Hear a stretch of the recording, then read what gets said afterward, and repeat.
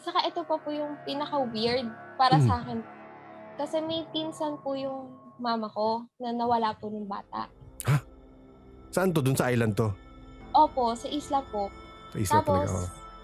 ano po, pero yung eto naman po hindi sa mismong isla nila mama, sa kabilang isla po. Kasi ano sila, parang puro isla po, nun. Tapos nawala daw po yung pinsan nilang bata na ano full cousin po nila mama, gano'n po.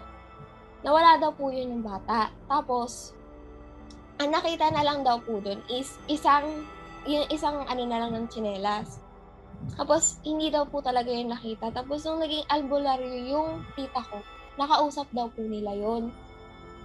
Tapos ang sabi is nakuha daw po siya ng mag-asawang engkanto. Mm. Tapos yung magulang po ng tito ko na yun na nawala is lagi silang nakakatanggap na parang pagkain, siya daw po yung nagbibigay kasi nakikita niya daw po yung pamilya niya, pero siya daw po mismo hindi nakikita, Grabe, gano'n oo. po. Tapos yun nga po, sabi ko nga ito, sabi pa nga daw po na kasi kinuwento din po sa'kin 'to ng mama ko, na dun daw po sa kuwento ng ng tito naming nawala, nakapag-aral pa daw po siya sa US. Sabi ko, "Ma, paano yun? May visa ba siya? May Oo. passport ba siya?" Gumagano ako, ta's yung mama ko tumatawa, sabi niya hindi daw po nila alam, pero alam nila na hindi daw po yun yung tita ko nung time na nagsasalita. Kasi yung tita ko po, iba daw po yung lumalabas na boses, sabi ng mama ko. So, Kasi parang nandun nakakausap mismo nila? opo, kasi yung mama ko mismo na yun nandoon. Ano nga po, na gano'n nga siya, na kaya naniniwala yung mama ko na hindi po mismo yung tita ko yun.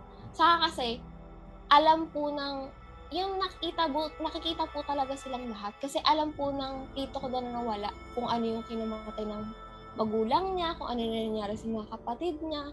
Ta's nung kinausap po na parang, "Bumalik ka na lang." Ang sagot daw po is hindi niya na kaya bumalik kasi may pamilya na lang din daw po siya dun. Yun yung sabi niya.